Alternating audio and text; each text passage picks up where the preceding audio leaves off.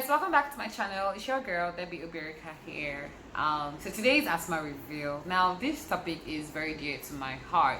If you have seen rather my YouTube banner, you'd see that asthma awareness is on there, and I'm sure you've been wondering like why asthma awareness. Now the reason asthma awareness is one of my focuses for my YouTube channel is because I am asthmatic. Okay, I've been asthmatic for a couple of years, and it has been a roller coaster ride for me. And the truth is, I didn't want to tell the world that I had asthma or I have asthma because like I wasn't sure of how the world will react.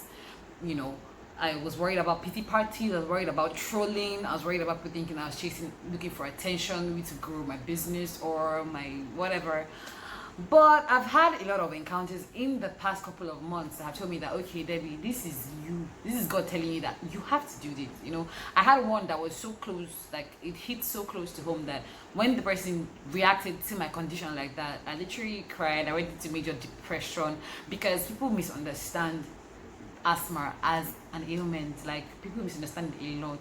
So the reason for this asthma reveal is just to tell you about my first encounter, give you Google's definition of asthma, and give you my own definition of asthma, and let you know that, okay, if you have this ailment, I'm here for you. Like, we can do this together. If you have a friend, a family member that has been struggling with the ailment, I can share how I've been living with it, because I honestly, I've been living a very, very normal life since I learned how to, do the right things and follow all the right procedures, and I believe in an excellent life. And I've also learned to shut people out when people say nonsense, because people in this world lack of sense. When they say nonsense, that they think they are talking out of wisdom, but they don't realize that they're actually hurting you. Like, I'm here to tell you that, hey, you have asthma, you not keep pesting. You're absolutely normal. In fact, you're above normal. You're superhuman, honestly.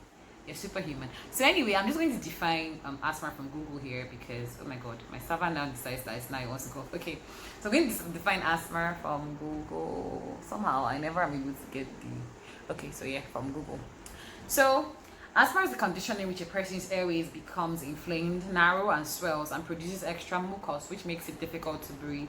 Asthma can be minor, or it can interfere with daily activities. In some cases, it may lead to life-threatening attack or even death. But like, no fear here, guys.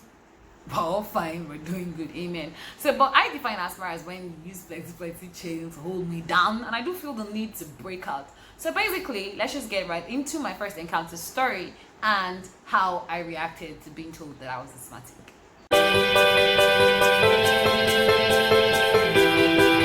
So guys, like I said, I'm just going to be telling you about my first encounter. So I was in SS1 year. I was in SS1. No, I was in SS.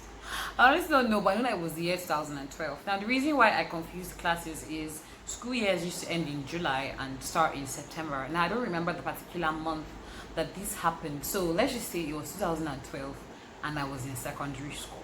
Okay, class I can't remember. So on this beautiful afternoon, I was in the hostel. It was Labor Day, so everybody was out serving labor. I wasn't serving labor that day because I was having chest pains. Now I used to have chest pains sometime immemorial, and I used to think that it was from my previous boarding school where they used to give us beatings on our back. Now I went to 2 boarding schools. Now the boarding school I went to where they used to beat us on our back is different from the one where I started having asthma in. So I used to think that, okay, these people do Zumbaya. If you went to that school, I'm sure you can relate, on our back. So I thought, okay, that's why I started having chest pains in my early years in secondary school. So I just took my Gesties and I was just laying down and hoping it would pass over. So I think I had slept off. The details of that day is not very clear like that because it's been a while. So I think I had slept off when I started to feel like somebody was pressing me. The year I said they would say person they sleep, they can't press, I not feel it breathes. So immediately I started to feel like that. I started to, scream and call Jesus and all of that. And then I woke up and I realized that everywhere was just like they were using rope to draw me. And this one won't pass pressing because I don't see anybody where they press me really. So there was a girl in the hostel, luckily for me. Her name is Fatima Nana. Love you, baby. So she was in the hostel with me that day. She's asthmatic too. I don't remember why she was in the hostel, whether she was not feeling well, but I know that she had a very intense case of asthma. So she was shady. Thank God that she was there because she was no way.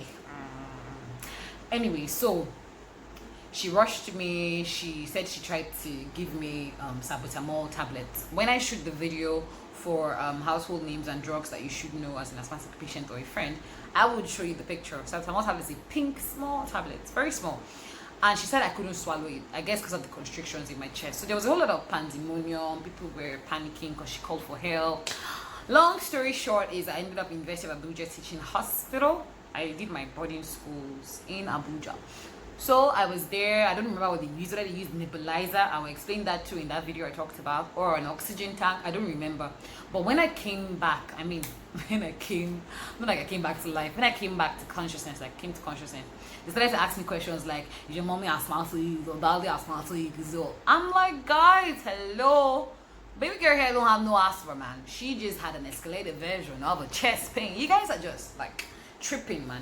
And they're like, we're not tripping, no. Does anybody have asthma in your family? I'm like, I don't know. They're like, okay, let's talk to your parents. Okay, so I'm like, okay, I don't remember what happened, but you can't talk to my parents. So I remember telling that my uncle works here. He's a doctor here. So I gave them his name, and then they called him, and only for us to now find out that my granddad had asthma too, and my cousins too had asthma. So they were like, oh, it's possible that you have asthma, but we can't tell now because the attack is over. So unlike AIDS. Like I said, I showed this video before. In the other video, I used AIDS, so I'm not trying to shame anybody. It was just an easy reference so that everybody will understand. If you want to check if somebody has HIV, not AIDS per se, you would have to do a blood test, right? You take the person's blood, do blood work, and you see whether the person is positive or the person is negative. But in asthma doesn't stay in your blood. It's not like you can come and say, oh, hi, I'm asthmatic, I'm asthma positive or anything. You have to be having a crisis for them to be able to check if you're actually having asthma. They will check your chest with a stethoscope or other things that they used to check. I honestly can't remember how they checked, but at that point they couldn't tell if I was asthmatic. So okay, they're like, okay, we'll place you on some drugs, go back to school.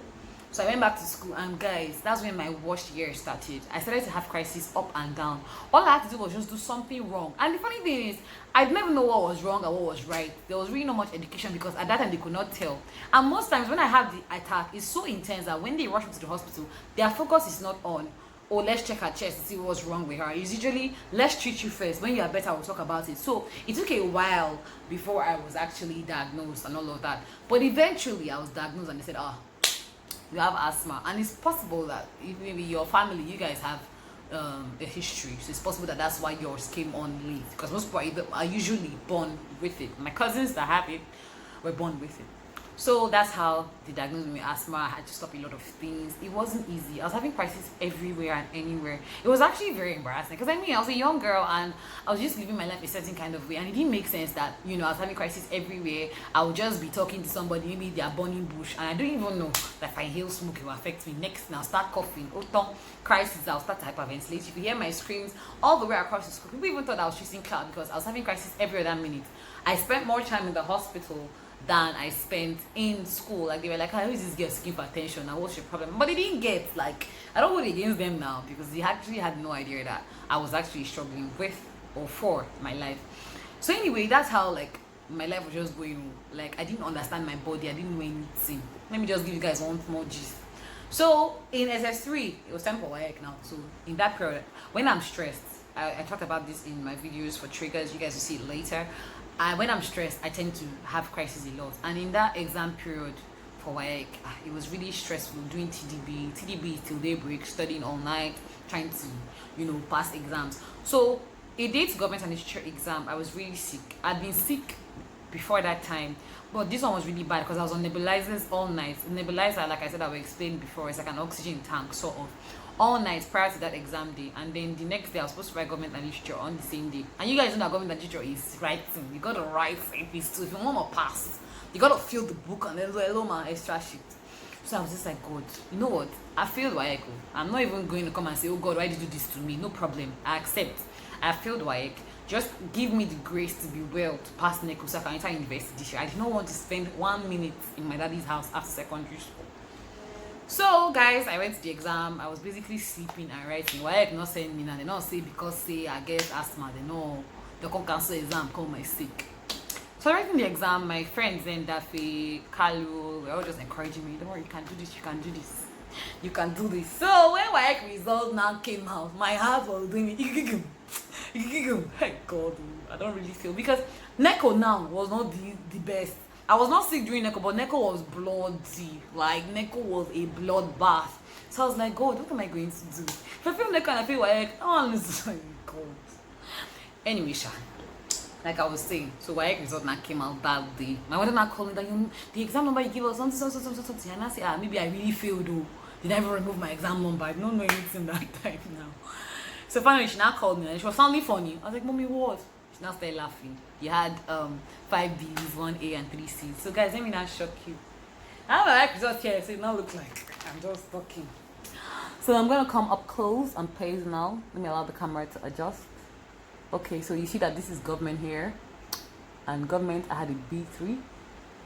And this is literature. I don't know if you can see this well. Let me readjust. Okay, perfect. This is government, I had a B3. And this is literature, I had an A1. So like, I aced those exams that I had really serious crisis before. And I was actually really grateful. I was like, God. See, this is my asthma journey. One thing I've learned is that God is too faithful to fail. Like, I found God inside all of this asthma thing. And I know that like he's too faithful to fail. Like, you know, the shame of. I'll talk about asthma and faith later on.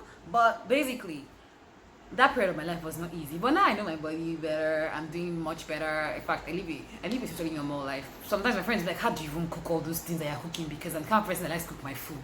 And you see me frying. I've learned so many ways to live my life normally that it doesn't even affect me anymore. So guys, basically that's my first encounter, and I just want to know what has been your experience with like an asthma patient, your first time experience an asthmatic attack, a patient, a friend.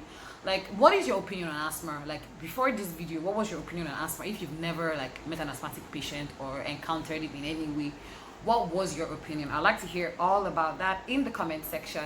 So don't forget to click the subscribe button, give this video a thumbs up, share, like, and all of that. And I will see you in my next video. Don't forget that I will post a video every Friday. So I'll see you guys next Friday. Thank you guys for watching. I love you guys so much.